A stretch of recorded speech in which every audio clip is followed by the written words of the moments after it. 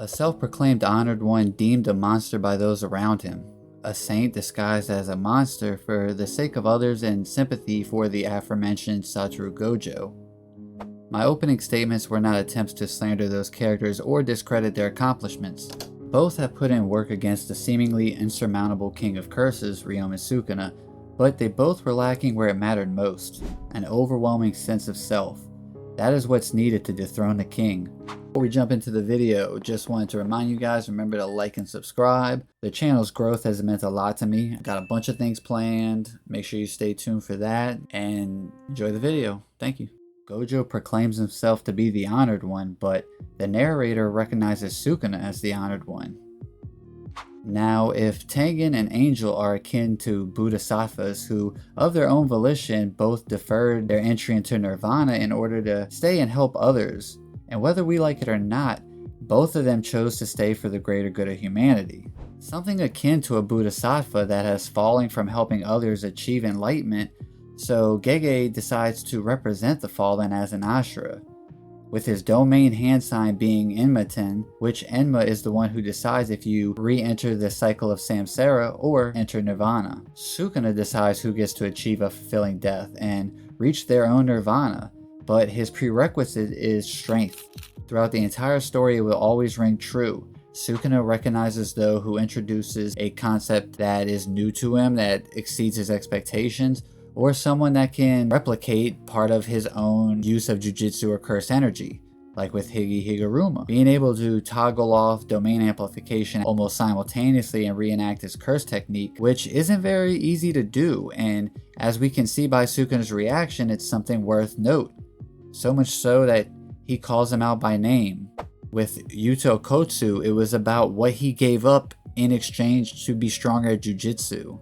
Even though it didn't compare to him, it was about what he did and what he gave up. That is why he earned the respect, at least for Sukuna to learn his name. And by no surprise, Sukuna doesn't care about what people do with him after death. He knows that when it comes down to it, it starts and ends with him, meaning nirvana. It makes sense why he looked depressed in the Heian era flashback with Yorozu. He decided to traverse those 1,000 years seeking a way to break the cycle of samsara, or something along those lines. Gojo, fresh out of prison, accepts that challenge. The outcome is gruesome yet beautiful. Beautiful for both in their own ways.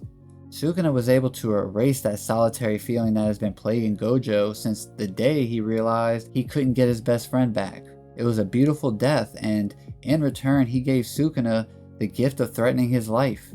It opened his eyes to just how close it's possible to receiving a fulfilling death. It's lost in translation, but in Japanese, the idiom he uses can be translated into, "You cleared my skies." It's poetic. It reminded him that a fulfilling death is possible, and most likely near. I personally see Gojo as a conflicted person who wields the strength necessary to achieve any goal in his sights. The thing is, though, he always thought of others, mainly cultivating the next generation. He thought about them surpassing his level instead more than anything. Plus, he also struggled a bit with the solitude that came along with his status. He sees himself as the honored one, yet the people surrounding him call him a monster. It's this distinction that causes a bit of doubt. He knows they rely on him and may never achieve their own max potential because of the faith they have in him. Gojo was confident and achieved a lot, but he could not measure up to the scale needed to rid the world of Sukuna. He couldn't reach him, but he for sure made Sukuna aware that his end is closer than he realized. Gojo is beautifully tragic, yet tragically beautiful. Yuto Kotsu, the saint, always thinking of others, considerate and modest. Great characteristics paired with strength second to only Satoru Gojo of the modern era. A true prodigy.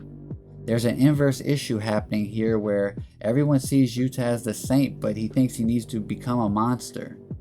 He became a monster by putting on a disguise, literally may I add, and the disguise was Gojo. This answers the question posed by Geto. Gojo was strong because he was Gojo. Yuta is not Gojo. Yuta lacked his own sense of self and traded it for a new skin suit. This will never be enough to take down the king, but it did chip away and help. It's interesting that Gojo never called himself a monster, but he calls himself the honored one. And Yuta is blessed and basking in the light, yet he feels that he needs to become a monster. in order to achieve the goal of killing Ryoma and Sukuna. There is only one true honored one, and that is Sukuna. How do we dethrone the fallen honored one? What would it take? Who can rise to that level? Ladies and gentlemen, Yuji Itadori is that answer. The equal but opposite, the enlightened one. If Sukuna's karma is negative 100, Yuji's is positive 100. He suffered many losses along the way. Everything unfortunately had to happen to achieve this enlightenment.